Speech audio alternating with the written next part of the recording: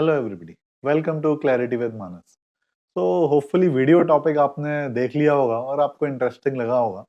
सो आज का video trigger हुआ है, एक मैं पॉडकास्ट देख रहा था किसी फाइनेंशियल इन्फ्लुएंसर का, और वहां पे जो उसने बातें बोली और एक पर्टिकुलर स्टेटमेंट बोला, वहां से ये वीडियो ट्रिगर हुआ है जो मैंने इस वीडियो के टाइटल में भी डाला है।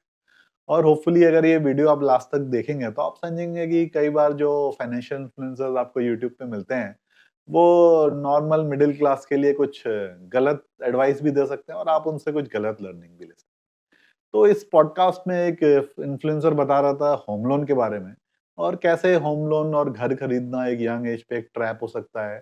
और अगर आप एक बड़ा सा होम लोन लेके घर खरीद लें तो आपको बहुत बड़ा एक लोन का ट्रैप आपके अंदर हो सकता है, और आपको कई सालों तक 20 सालों तक ईएमआई देनी होंगी। और उसमें एक कैलकुलेशंस भी थी कि ऑब्वियसली अगर आप 50 लाख का लोन लेंगे और उसके 20 साल की ईएमआई करेंगे तो फाइनल वैल्यू आप डबल से भी ज़्यादा देंगे इन 20 इयर्स, अगर आप 7.5-8% का इंटरेस्ट मान लेते हैं। और जो पर्टिकुलर लाइन जो इस मैंने वीडियो के टाइटल में भी डाली है कि if you take a loan home loan, are you working for the bank?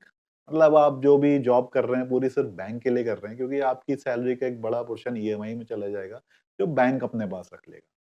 तो यही आज का टॉपिक था कि if you take a home loan, are you working for the bank? तो देखिए, जो कैलकुलेशन वीडियो में बनाई गई वो कैलकुलेशन अपने आप में गलत नहीं है, क्योंकि देखिए कैलकुलेटर तो रॉन्ग नहीं हो सकता। बट जो उसके दूसरे एस्पेक्ट थे वो नहीं बताए गए, जो होपफुली अगर आप ये वीडियो देखेंगे लास्ट तक तो आप समझ जाएंगे। तो ऑब्वियसली अगर आप लेते हैं कितने भी लाख का लोन 20 साल के लिए विद सम 7-8% इंटरेस्ट, और अगर आप पूरी ईएमआई 20 साल तक देते हैं, तो ऑब्वियसली जो टोटल फिगर आप सारी ईएमआई को जोड़ के देंगे तो वो डबल से ज्यादा होगी। कितने भी अमाउंट का आप लोन लें, डबल से ज़्यादा आप टोटल अमाउंट पे करेंगे अगर आप 20 साल तक 7.5 या 8% इंटरेस्ट रेट पे ईएमआईज़ देते रहते हैं।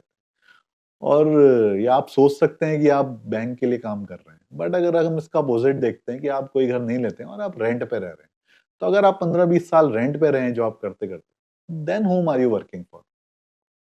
Are you working for the landlord? क्योंकि रेंट तो खत्म नहीं होने वाला। और सोच लीजिए कि आप रेंट दे रहे हैं लैंडलॉर्ड को, और ये सोचिए कि उसी लैंडलॉर्ड ने वो घर एक लोन लेके बैंक से खरीदा था, और आपकी ईएमआई का जो आप उस सॉरी ईएमआई नहीं, आपका रेंट जो आप उसको दे रहे हैं, उसी रेंट से वो ईएमआई भर रहा है। और हो सकता है शुरू में जब उसने घर खरीदा हो वो ईएमआई रेंट जो है ईएमआई से थोड़ा कम हो सकता है रेंट ईएमआई का 70% या 60% ही कवर कर पा रहा हो इवन। बट 5-7 साल में आपका रेंट बढ़ता रहेगा, और 6 साल, 7 साल, 8 साल में कभी न कभी वो रेंट जो है ईएमआई से ऊपर निकल जाएगा, और उसके बाद उसका पूरे का पूरे ईएमआई रेंट से ही कवर हो जाएगा। हो सकता है आप चले जाएँ, कोई और उसके घर पे आ जाए। बट बेसिकली उसका जो ईएमआई है पूरे का पूरा रेंट से निकल जाएगा कुछ सालों बाद, और इनफैक्ट रेंट ईएमआई को काफ़ी क्रॉस भी कर देगा। सो अगर आप रेंट पे रह रहे हैं तब आप किसके लिए जी रहे हैं? तब आप लैंडलॉर्ड के लिए जी रहे हो, और इनडायरेक्टली हो सकता है तब भी आप बैंक के लिए जी रहे हो इस लॉजिक से। क्योंकि वो जो आपका लैंडलॉर्ड है उसने भी बैंक से लोन ले रखा है, और आपकी ईएमआई आपका रेंट का वो ईएमआई पे ऑफ करने में यूज़ कर रहा है। क्योंकि देखिए बैंक एक बड़ा फाइनेंशियल सिस्टम है, और अल्टीमेटली हर कोई बैंक के लिए ही काम कर रहा है आज के टाइम पे। और बहुत कम ऐसे लोग हैं जिनके लिए बैंक काम कर रहा है। तो एनीवेज़ आप और मैं ऐसे लोग नहीं हो सकते, बैंक जिनके लिए काम करे। बट यहाँ पे पूरा खेल है लेवरेजिंग का, डेट लेने का और एक एप्रिशिएटिंग एसेट खरीदने का। क्योंकि देखिए, आप अगर होम लोन लेंगे, तब भी जो आप उसका ईएमआईज़ देंगे, वो कभी न कभी कुछ सालों में रेंट के बराबर आ जाएगी, और जनरल एप्रिसिएशन रियल एस्टेट पे जो रहता है, उसके हिसाब से भी एक आपका अच्छा एसेट बन जाएगा। और अगर एक अच्छा घर आपके लैंडलॉर्ड ने लिया हुआ है, तो ऑब्वियसली वो आपसे अच्छा रेंट लेगा और कुछ सालों में अपनी ईएमआईज़ को कवर कर लेगा। तो देखिए, are you working for a bank or not, इन टाइप के स्टेटमेंट्स पे मत फँसिए। एसेट्स बनाइए, और अगर लेवरेजिंग का यूज़ कर सकते हैं तो ज़रूर उसका यूज़ करिए। और होम लोन के बारे में एक इंटरेस्टिंग फैक्ट मैं आपको बताता हूँ कि होम लोन लेते हम सब 20 साल, 15 साल, 25 साल के लिए हैं।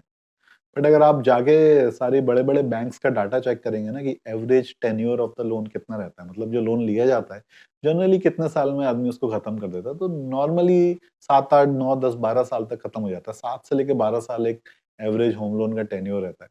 क्योंकि जनरली क्या होता है, आदमी की सैलरीज़ बढ़ जाती हैं, प्रमोशंस हो जाते हैं, मनी की वैल्यू घट जाती है, तो वो कुछ ना कुछ प्रीपेमेंट करता रहता है और 8-10 साल में लोन को खत्म कर सकता है।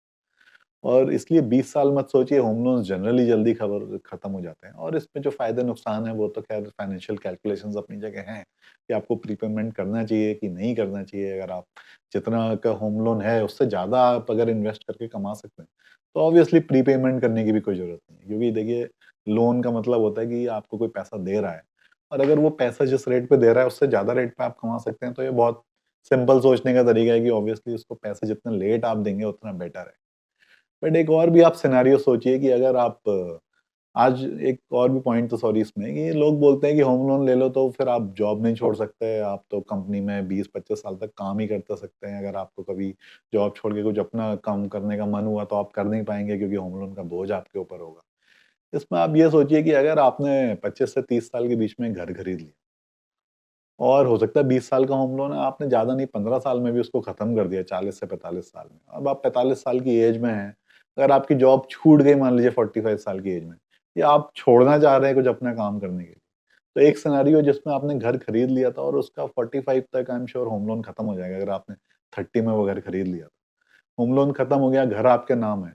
अब आप जॉब छोड़ के अपना कुछ काम शुरू करना चाहते हैं या फिर दूसरा सिनेरियो जिसमें आपने घर तो कभी खरीदा ही नहीं और आप 40-45 एज के अब हो गए हैं।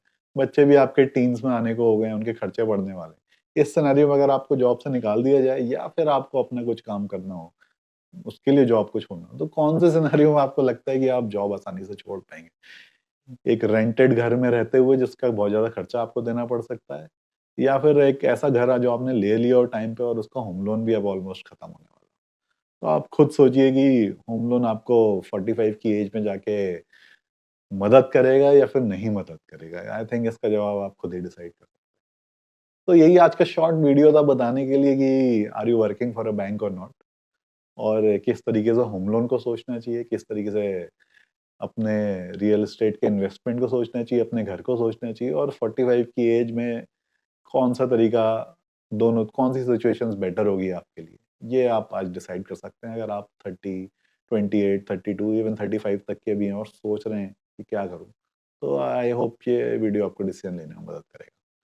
तो इसी टाइप के टॉपिक्स मैं लाता रहता हूँ अपने चैनल में। देखिए मेरे चैनल का ओवरऑल पर्पज़ यही है कि मैं रियल लाइफ एक्सपीरियंसेस और जो प्रैक्टिकल नॉलेज है उसको यूज़ करते हुए अपने मनी के माइंडसेट को, इन्वेस्टमेंट्स को, शेयर मार्केट को, रियल एस्टेट को, हर चीज़ को हम प्रैक्टिकल नॉलेज के हिसाब से समझें। सिर्फ कोई यूट्यूब के या किताबी ज्ञान के हिसाब से नहीं।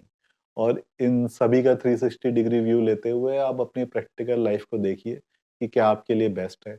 और हो सकता है कि जो एक 100 करोड़, 50 करोड़ के नेटवर्थ वाला कोई इन्फ्लुएंसर आपको बता रहा हो, वो सही है कि नहीं है आपके लिए, ये आपको प्रैक्टिकली सोचना पड़ेगा।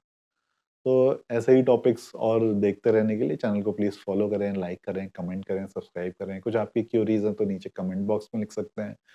मेरा व्हाट्सएप कॉन्टैक्ट नंबर भी दिया हुआ है, अगर आपको कॉन्टैक्ट करना है, कुछ पर्सनली मुझसे पूछना है रियल एस्टेट के बारे में, इन्वेस्टमेंट्स के बारे में, तो भी आप मुझे WhatsApp message. Thank you very much, that's all for today.